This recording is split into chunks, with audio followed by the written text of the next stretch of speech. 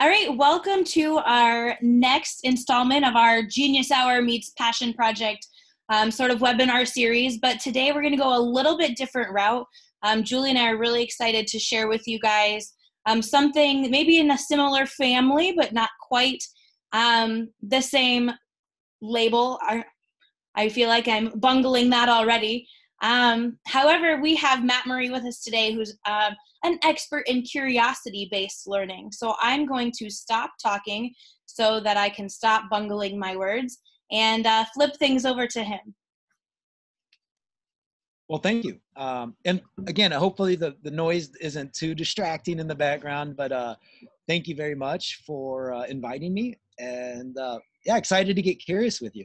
So just to start out, yeah, I'm Matt Murrie. I work with curiosity-based learning. Just launched my newest iteration. It's called What If Curiosity. And with this, I work with educators, entrepreneurs, and executives around the world to engage their curiosity to find elegant solutions to novel problems. And it's not just for entrepreneurs, but educators as well, right? So just to start off, I just like to have fun with some things. So I like to plant a little seed about a lot of times people think about curiosity as just a very meaningless or frivolous kind of endeavor, right? But I like to kind of frame it of thinking of like the force of curiosity. So a lot of the background in what I do comes from the underlying philosophy that curiosity is a natural resource. And it's a natural resource that we all possess, which makes it different from all the other resources in the world, because it doesn't matter, you know, where you live or how old you are or how rich you are or what religion or how smart or any of this other stuff. We're all born with curiosity. So what I do with What If Curiosity is develop methodologies and processes to convert this resource into an energy.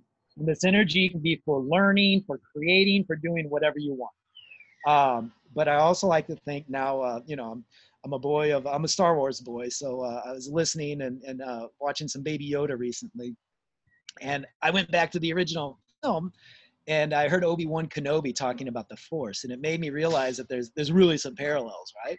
So this is something I was sharing with someone just today, that I was like, well, what if curiosity is what gives an innovator her power, or a learner her ability, right? And you know, what if it's an energy field created by all living things? It surrounds us and penetrates us. It binds the galaxy together. And you know, hearing them talk about this, about the Force, made me think, well, at the end of the day, that's what we're doing with curiosity. It's just that instead of a select few Jedi out there, we all have this ability. So then we go into just a little more background on what if curiosity is. You know, it's what if curiosity-based strategies help educators, entrepreneurs, and executives strategically plan, innovate, communicate more empathically as leaders. So the goal of using these isn't just to learn something new, but it's to actually take actions and learn how to communicate and collaborate better in the learning and the actions that take place. And just as an example, I've been working with curiosity through What If Curiosity for the last almost decade now, with various ministries of education, groups like MIT, Ford Motors, universities, and school districts, both in the United States and globally. I can skip this, but the idea of, I can share a little bit about this, but just a little bit of my background. So the big thing I'd like to introduce in terms of curiosity-based learning is to start what it is. So curiosity-based learning, curiosity-based innovation is an approach to innovation or learning that utilizes an equitable, renewable, naturally occurring, powerful form of energy, which we discussed before, curiosity. Who does it affect? Well, curiosity-based learning is for anyone willing to access their natural curiosity. It works best when groups crowdsource their curiosity collaboratively, perfect with classrooms. I also really enjoy that it's not just groups, but for co-learning. And I like flipping the classroom, not just have them do, you know, work at home and present at the classroom, but actually flipping the classroom, and that the students are teaching the teacher, the teacher's learning with the students. So we have co-learning, co-teaching, and full feedback loop of education. Where does it happen? Well, this is the best part, is like, you don't even have to have electricity to plug it in, right? Curiosity can happen anywhere. In fact, a little of the background is, if you want to go far enough back, both my parents are public school teachers, retired now. And as public school teachers, you know that it's not enough to pay the bills. So during the summers, my father was always doing different side jobs. And for several summers when I was really little, he used to sell World Book encyclopedias. And I always tell people this is like the first internet, right? So I grew up being, in some ways, indoctrinated into curiosity. And I remember the first sparks of curiosity came from just searching encyclopedias early in the morning. But beyond that, I'll never forget, I guess it was about 20 years ago now, I was a Peace Corps volunteer in Macedonia, where I was a English teacher. And every day I had the same goal, but I had different conditions. So one classroom, everybody had the book, and some of the students may have even had a computer at home, right? Another class, there'd be some with the book, some without, and it was kind of mixed. Another class, not only did none of the kids have the books, but most of them had to ride a donkey for about 6 hours to get to town, all of this stuff. So we had not just multi-level classes, we had multi-resource classes. Yet my goal or my job was to do the same thing every day. And it was a struggle. But over the course of a couple of years, I was able to develop many of these and several other curiosity-based learning processes that could be done regardless of the age, the learning level, and the resource level of the classroom. And over the past years from that, it's been a matter of developing and sharing those with others. So when do we use curiosity-based learning? It's whenever regular learning is needed, or whenever innovation or regular learning is needed, especially when normal won't do. So we find that it's usually the atypical or the weirdos or the oddballs or the people I've tried everything else. I need something new that they really latch on to using curiosity-based learning. Why does it matter? Because it allows innovation, but in this case, learning anywhere, anytime, for anyone, without limitations. So I know we talk about being lifelong learners, yeah? But what does that even mean? Right? Everybody says, I'm a lifelong learner. You need to be a lifelong learner. Not only do we not define what that means, we don't even give them the tools to do it. Maybe we say, Google it or look it up in the internet. Look it up in the dictionary. If you don't know what it is, ask someone. That's advice, but it's not really tools. So curiosity-based learning and the methodologies and processes are simple enough to learn and then to use repeatedly throughout your learning life.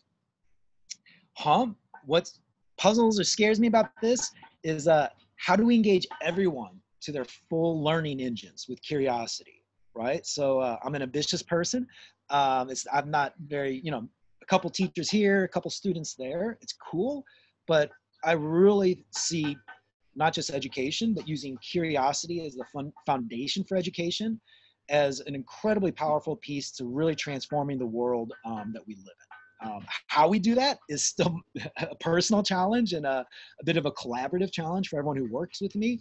But this is a big challenge with curiosity-based learning, is how do we get it to everyone?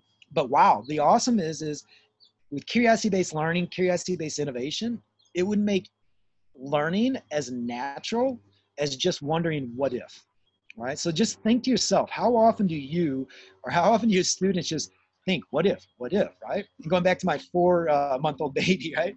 He can't talk yet, but I promise you, I can read his eyes, right? He's like, what if I do this? What if so we're constantly driven by this what if, but it's usually a what if cliff, right? There's no thing to follow. So what the amazing about curiosity-based learning is it allows us to turn every question, every what if wonder we have, not only in an opportunity to learn, but for action. And we'll demonstrate a little of that right here. So again, I just realized when I was preparing these slides, I should have swapped out education for some of these innovation, but you know what? In my mind, innovation, learning, education, it's all the same ball of fun. So what if questions are the answers to innovation, or what if questions are the answers to learning, right? And just to give you a quick demo here. So imagine you're in class I go, here you go. Your mind is probably, unless, you know, unless you can read this, your mind is probably wondering. You might get sweaty palms. You might be saying, I hope the teacher doesn't ask me what this means, right? But just to demonstrate, if this was what we need to accomplish today, whether it's learning, innovation, or some sort of, you name the assignment, the first question I'd like to ask is, well, what is it? Yeah. And if we go with that single question, what is it, we can quickly find that this is Chinese characters. Yeah. So we know that it's Chinese characters, but we're still not sure what's the significance, right? What do those Chinese characters mean? Well, with a little investigation, we find out it's a person. It's a person's name. There's a who attached to this, and it's Bruce Lee. Okay, well, Bruce Lee, I'm old enough to be a Bruce Lee fan, but how about people who've never heard of this guy, right? How did he become famous? Yeah, he's a famous person. People know about him. But here's another question, yeah? Well, he became famous because he was a martial arts expert. And he was such a martial arts expert at the right time in history. And due to the conditions of his life and travels, he was able to become a world famous movie star. But we may wonder, where is he from? Well, I gotta be careful there. I was gonna say he's not from China. He might be. He's from Hong Kong. So how we define it, it's really interesting. He's from Hong Kong, but he was actually born in San Francisco. So he's an American citizen who grew up in Hong Kong and then returned to the United States, and then later back to Hong Kong. Now, when we get to Win, we see that he lived for a very short amount of time. He died tragically early and with quite a bit of mystery. It's not entirely understood the conditions. We know where and the time he died, but there's some medical mysteries and nobody's 100% certain on what the cause of death was. We may wonder, well, why do we still remember him? You know, a lot of movie actors aren't remembered as fondly today. Well, he was a physical specimen. He, you know, is famous for his one-arm push-ups, his one-inch punch, but he also created his own form of martial arts, Jet Keen Do. And he had a lot of wisdom that he liked to impart on others. I love this even for students, right? It is not daily increase, but daily decrease. Hack away the inessentials, adapt what is useful, reject what is useless, and add what is specifically your own. Again, as a writing teacher, this is something I like to impart on my students as well, right? What can you take from others, add what's yours, and just forget the ego and forget everything else, strip aside what's not useful, and then forge together something that's a synthesis of what's useful and what's not. So one of the big questions, or the shocking things I had in researching Bruce Lee, was that, again, he lived in the United States and that he actually faced a considerable amount of racial discrimination. And while this is disappointing as someone from the United States, and as someone who's married to an Asian spouse, it's not entirely unknown or unexpected, but it was shocking to find out that, and disappointing that he went through this, right? Lastly, what I found out was amazing is that Bruce Lee was also a master at dance. He, while we know him for his kung fu and for his movies, but he was actually struggling to make either of those take off. And he supported himself as an expert cha-cha dance instructor to pay the bills while he could develop what we know him for today. Now, I didn't time how long that took, but just to give you an idea, remember, we started out with a complete mystery. And by following the what-if curiosity-based learning process called From What to Wow, we were able to organize all of our understanding in a very succinct way that now, if I'm a student, my teacher can listen to this and provide feedback and understand exactly where my knowledge is, where the knowledge gaps are, where I may need additional assistance, and so forth. Yeah. As a writing educator, if a student gives me this, we now have an outline for a future essay, a future project, But I also have a very quick comp check to understand the level of understanding that this person does about a subject maybe she was supposed to research and get back to me, or a brand new subject. I don't do this just for a comp check, but also to introduce. If we're going to introduce the element hydrogen, for example, I would ask students, what do you know about hydrogen? Who discovered hydrogen, right? How does hydrogen work? Does it work in anything you use every day? Where do you find hydrogen? When was hydrogen discovered? I can ask all these questions, and the focus isn't on them being right or wrong. If they know it, awesome. If they don't, not only do they have something to look up, but now they're excited to look it up because they're not being told by me or by someone else, this is what you need to know, this is for the test, and so on and so forth. They're actually looking it up because it's coming from them. It's now attached to their own curiosity. It's attached to their own selfishness, but selfishness is good in learning, right? And it allows, it's a very two-way street for us to learn together. The other beautiful thing about this is it's 8 questions. When we do it, I ask them to write no more than a single sentence. So this activity should take as little as 10 minutes to produce, and then we could extend it to a longer, I'm already going past 10 minutes, but we can frame an entire day around this. We can introduce the day, however. And the other thing, as I was mentioning before, this is, I create all these to freely share. Like my goal is to create this what to wow and the other processes. I want to streamline them down enough so they can fit on a page and fit in a brain. And then the idea is you can now take these and use them however you want to. If you think one of these questions you don't like, get rid of it. If you think there's 2 other questions that are more helpful, add to it, right? There's no test on this, okay? I don't, this isn't, this is the world. So I'm constantly getting feedback and hearing from people how they use this or how they've altered it. Or so please use and tinker and play around with it, yeah? I also like to give another example because Lego, for example, is something that educators, entrepreneurs, everybody's familiar with, right? So this is just another, and by the way, I'll email you these slides and additional information. I have some other stuff to send your way. But this is a quick example of what it could look like. Just a quick question, answer. And this could be anything from algebra to the French Revolution. It doesn't matter the subject. It doesn't matter the age level. The books I write, the blogs I write, I typically use this model as the framework. If you want me to get really geeky, when I introduced what if curiosity is, right? If you notice up here, I sometimes even try to present the work I do through the same format.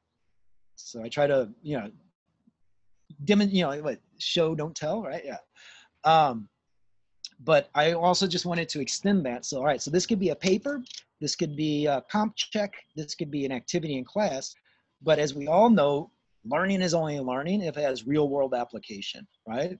So we want to be able to convert this curiosity from a resource and into an energy, right? From a force into that lightsaber. So what we do is we can even break it down further. So I'll work with educators on how we can take the what to wow, or curiosity-based learning, and integrate it directly into your, and I hate using this word, but lesson plans or curriculum or whatever else you need to do for yourself or for others, right? So when you're preparing a lesson or an activity, you start with curiosity. It doesn't just have to be this particular process, but these are some questions to ask yourself. Like, what questions and curiosities do you have about the issue for which you're innovating a solution, or your students are learning? Again, I'll tweak these words so they're more for learning for you, right? But history, science, math, it doesn't matter. Before you tell them, this is what you're learning today and this is what's going to be on the test, if you at least spend minutes, and I'm not talking entire days or hours, right? Just finding out from your students what interests you about this, right? I know you've got to learn about the Civil War for this, but what interests you about the Civil War, right? What curiosities might you have about it? Are you curious about what happened before or after? Who might you approach to ask, to collaborate? So any kind of questions, and it's not just to get them excited about it, but every one of these questions, especially if the question and the answer is coming from them, it brings their learning closer and closer to them. to create, Paulo Freire would say, ownership of their learning, right? So this not only provides them with greater ownership, but these questions they're asking are inevitably going to be connected to real world situations or real world experiences that they're going through. And sometimes they may not even realize it, but they're going to reveal stuff about themselves that'll help you become a more empathetic educator.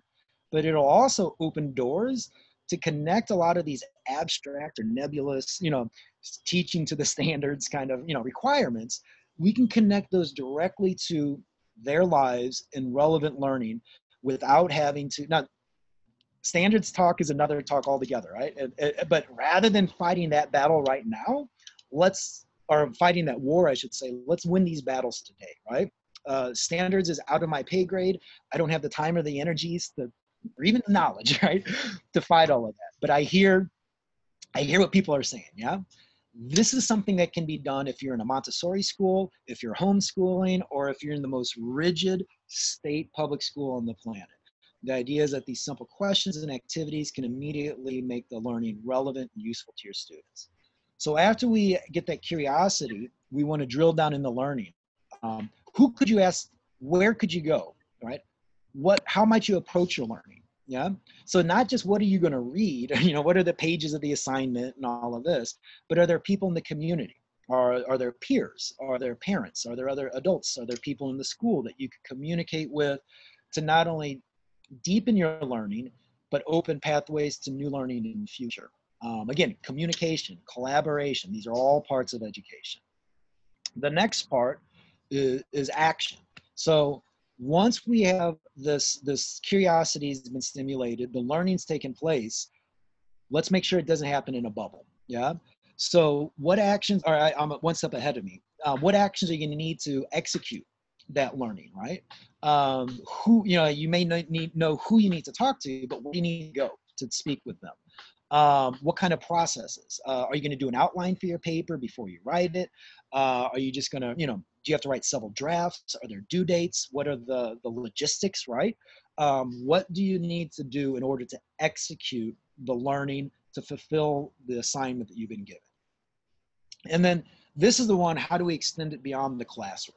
So again, whether it's math, science, history, you name it, how can we make sure that this isn't just something that you're gonna get a sticker on your paper, hang on the refrigerator, and get a pat on the back from mom and dad? So what can you connect it to?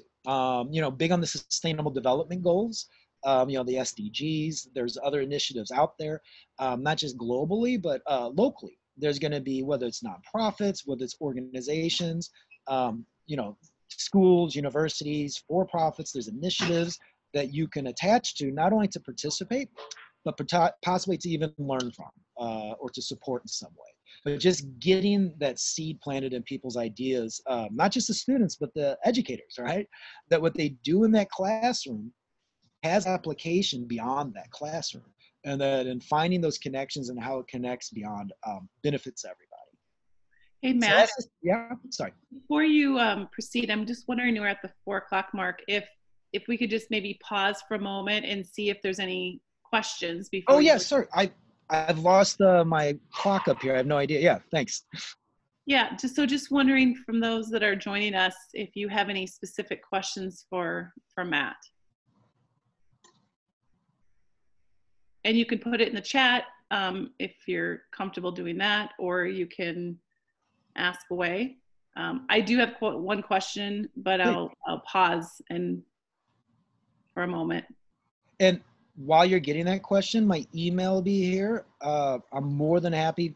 Send me emails. I'll send you not only this slide deck, but I have a couple other examples of curiosity-based learning, discovery-based learning that you can use in class too. Perfect. So it looks like not at this time, there's no questions. So my question, I guess it's 2 questions. When you were walking through the what to wow, the flow. Mm-hmm. So do you find that when kids are going through that process, is it more individualized? Is it group? Is it both? That's my first question. I'll let you answer that, and then I'll ask my second. That's a great question, and it's honestly, it's both. I probably do it individually more. Now, at the same time, there's a longer, intentionally collaborative what if step process, that there's 8 steps. And it's a longer, more involved process. And a lot of times the final step would be the what to wow. And in that case, it'll be collaborative, right? So the process I'm talking about now, the what if 8, I call it, it starts with just a random curiosity, goes to a what if question. And then for schools, it culminates in a lot of times self-designed homework assignments or projects, right? But there's a way that this can attach to the end. So after they go from their curiosities to a what if question to collaboratively synthesizing those, it results in sequential action steps. And at the end of the sequential action steps, we'll have them go through the what to wow collaboratively so that they can communicate it to anybody. Because what this is, if you've ever heard of, like, if you've ever seen Shark Tank or hear about entrepreneurs and like an elevator pitch, this was originally designed for entrepreneurs to be able to do their elevator pitch in 30 seconds or less, to succinctly express or communicate their complex idea of a new startup to get investment from a venture capital. Yeah. But how do you do it? Big, crazy, complex idea in such a short amount of time. And the reason we do this is not only does it allow you to hit all these points, but because we have every single question word plus 2. There's only 6 question words: who, what, when, why, where, and how. I added 2 just for fun. So any question, any response somebody has to this presentation is automatically a deeper level question. So what we're doing now is compressing time so that we can go in a shorter amount of time from a complex idea to an understanding to an action that could take days or weeks to now minutes or hours. Perfect. And then my follow-up question, which you might have addressed, but I think is it slide 25? If you click on that. Oh no, sorry. The slides that we just went through, and you had each letter at the heading, red. Yeah. So what do you call this series of questions now? This is nothing. This is just where I take the curiosity. In fact, I'll probably edit just a little of this. This is something I got to be careful how much I can say here. This is what I was working on in a former life. Sure. Maybe I'll message you privately later. Sure. So I may need to change a little of this, but this is definitely, since we are recording, this is proprietary stuff from me. But yeah. So I may be changing actually the actual letter, and I can actually send you a document that instead of these slides explicitly demonstrates how we can take this curiosity, learning, action, impact directly as a template for lesson planning. Okay. I'll share that with you as well. Yeah. And so how does the what to why intersect with this, these slides that you just shared with us? How do they work together, or how do they integrate, I guess? So I guess one is they can integrate in a number of ways. It's not necessarily natural here. This is the slides I have here are to demonstrate 3 different curiosity-based learning processes. So there is some separation. I guess the purpose of doing this here would be to show that you can go from what to wow to get a concept. Let's say you're going to teach Greek mythology. Yeah. So what I would do as an educator is I would start with the what to wow to get that firm understanding of the entire, that 30,000 foot overview of the entire semester's work on Greek mythology. So at any point I get discouraged or I get lost or I lose my focus, I can always come back for this. Yeah. Likewise, for my students, I would be asking them to do what to wow on a regular basis, definitely once a week, sometimes on a daily basis, right? So I would initially introduce this what to wow, kind of like a think, pair, share, or some sort of activities that that you have in your toolbox of activities to activate. But then it integrates nicely into how I would evaluate their work and communicate with them. The CLAI, and this is why it'd be helpful. I'll send you the other document of what this looks like in terms of curriculum. This is more for curriculum guidance. So, all right, this is my 30,000-foot view of what the entire unit's going to look like. Now, what I can start doing with this is my guideline when I go to the day-to-day planning of my activities. I want to make sure that each day starts with curiosity, that it basically has an element of each one of these.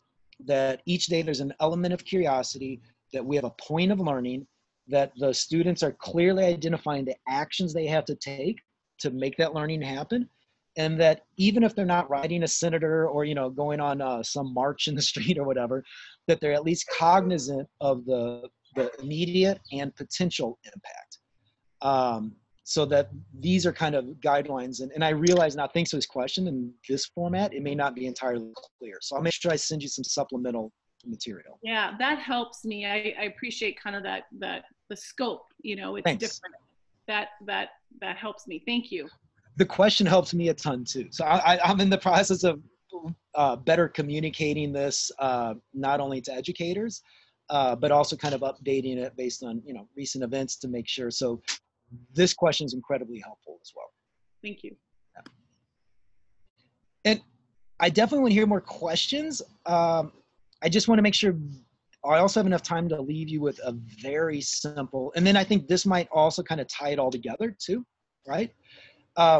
Something I usually start with this, yeah, but I guess for this presentation, when I was giving it, I wanted to kind of see what it looks like when I reverse the order.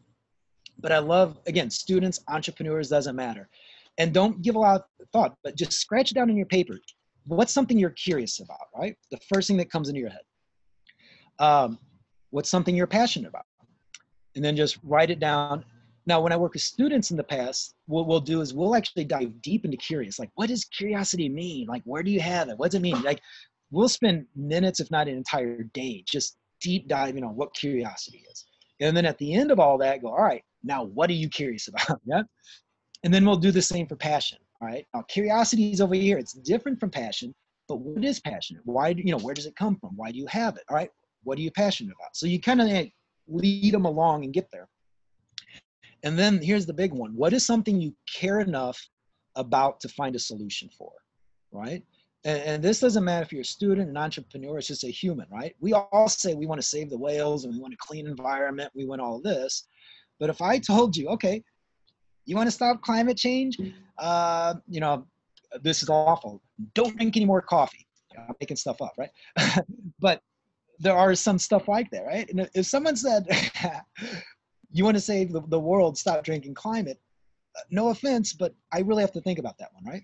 I hope not, but really get them to think, what is something you care enough? In other words, it's not just like, oh, I care about it, I hope there's a solution. No. Not even what are you willing to throw money at, right? Because again, we're talking about students and even people with money. Money isn't a solution. I drive that home all the time. What are you willing to spend time on, right? So in other words, school's done. You got your homework done. Now you have your free time.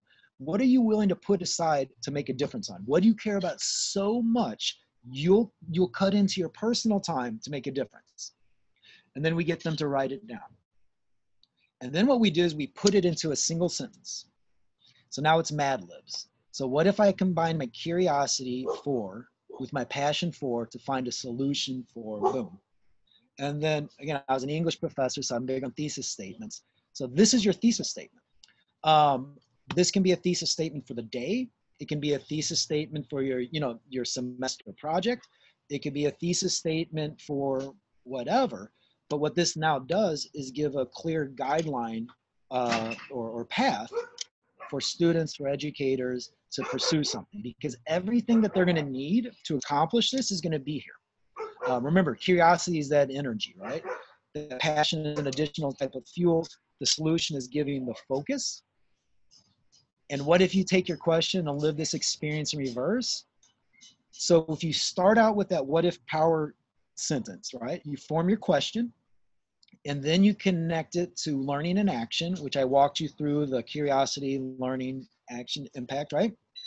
And then you put it through the what to wow process. And I just tacked this on there for fun. Read the book of What If, because we got other ideas and places.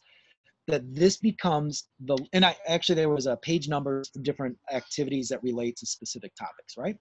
So the idea is to answer your question before, is we start with that sentence, then we can map out the curiosity points, the learning points, how we're going to make an impact and the actions to execute. And then we can put it through what to wow.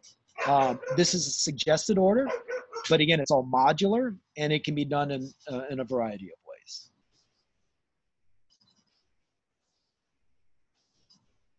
And I want to make sure, I sent you another email. So I do have multiple emails now, just not the first one. So I've got matt@whatif360.com or mattmurrie@gmail.com.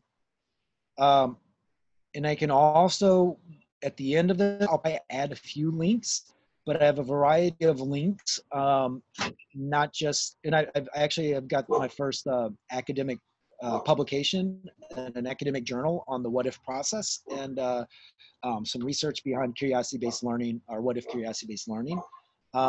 I've got some links to both private companies requesting for more curious employees, and other thought leaders and scientists talking about the importance of curiosity and the intersection of curiosity and learning or creativity and other actions. So I want to make sure as an academic, I'm also supporting this with research and as much data as I can find.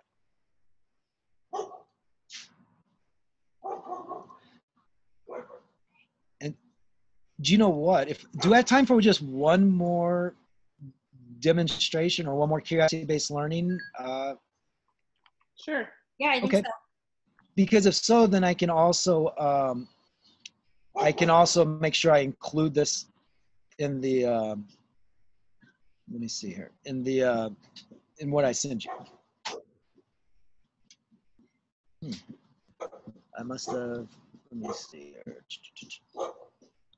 I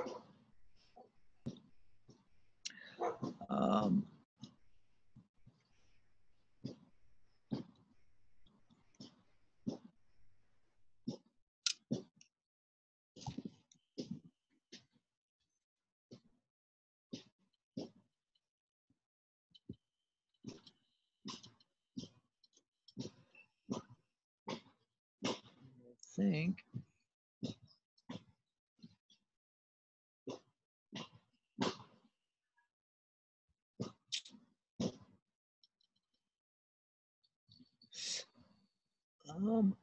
Here we go.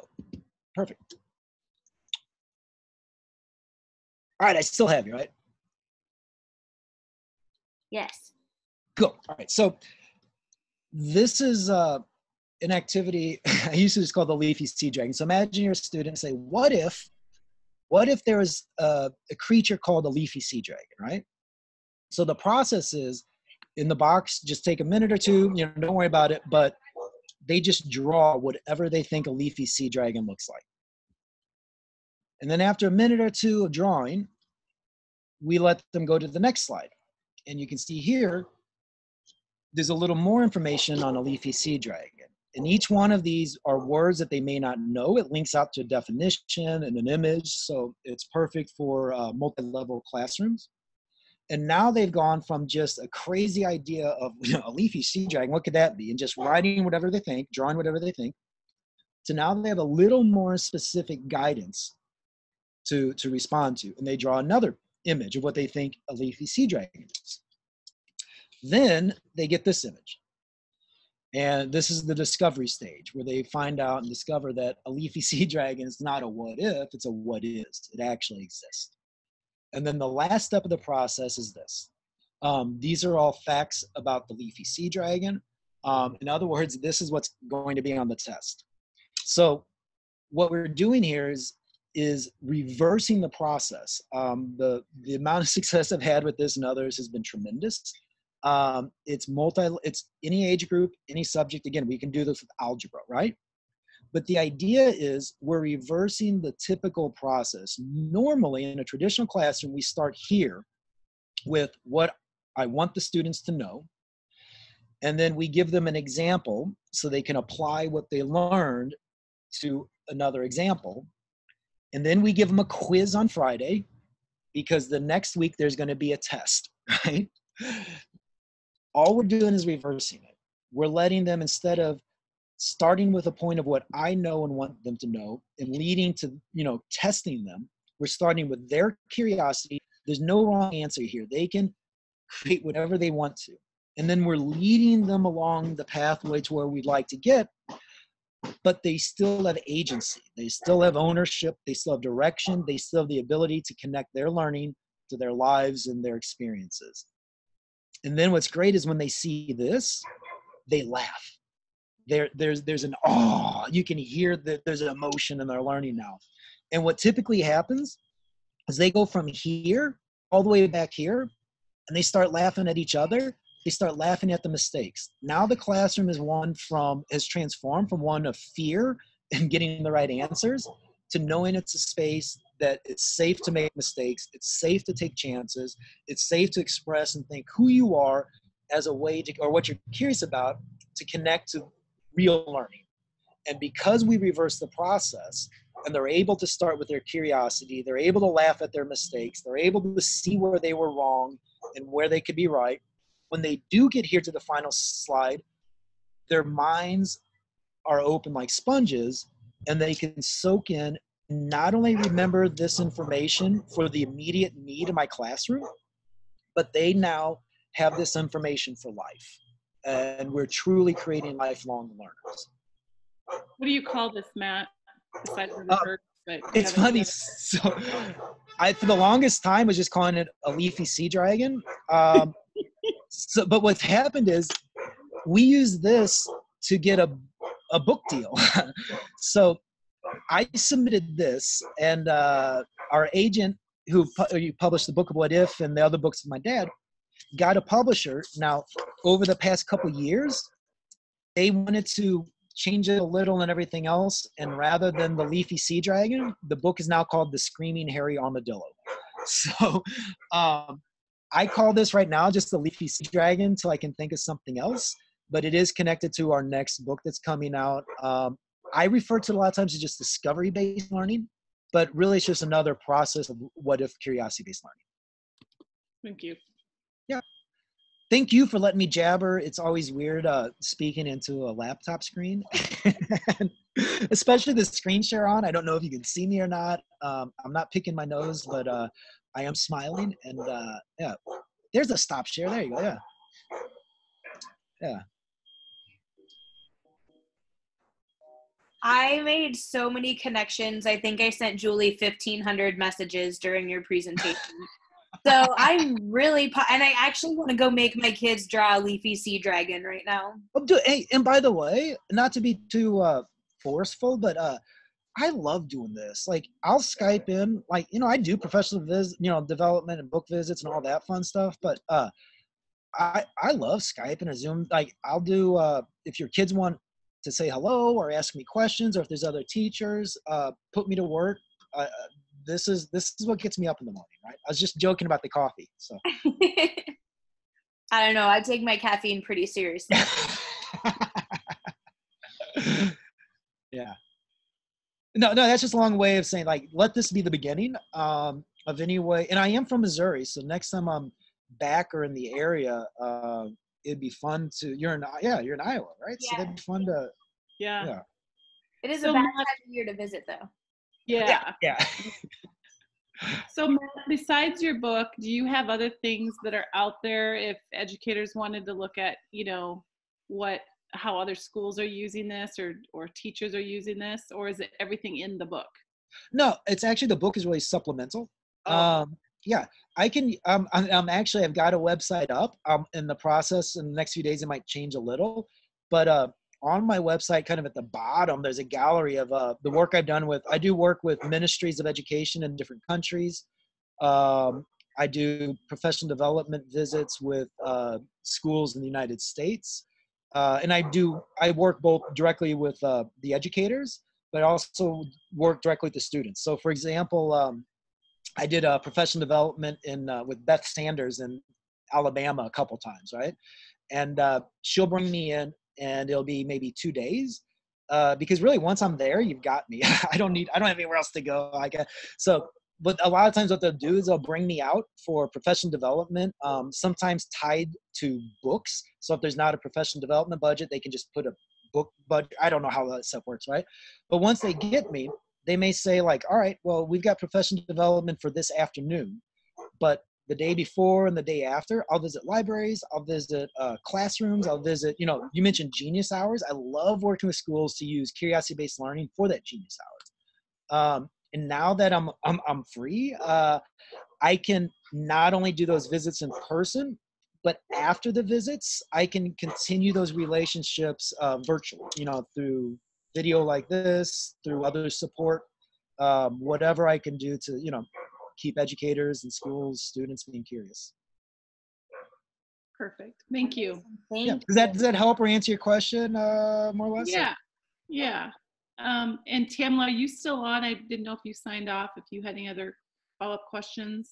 No, it's just, you know, it's always great to hear from individuals that are inspiring in education, and, you know, it's great to spread the news. I tapped into your Twitter and joined that a little bit ago. Look for your book, look for your webpage. Can't quite find that, but I'm sure they can forward it on. So. I was gonna say, we just got off the call with the people, so I hope it's up there. But you should be able to find it either at whatifcuriosity.com or mattmurrie.com. Okay. Maybe switching over, yeah. Okay. So thanks for taking the time to join in, and never know, we may meet up again. Yeah. No, and actually, I just saw the chat feature. Is there a way I can save this or look at this? Yeah, save chat. There you go. Because I want to make sure if there's anything else that's popping up here that I could be helpful, and I'll be sure to forward all the slides that I can. And if there's something I forget or you want more of, just let me know. Perfect. Thank you. Thank you so much. No, thank you for the time. Thank you for, hopefully the noise wasn't too bad, and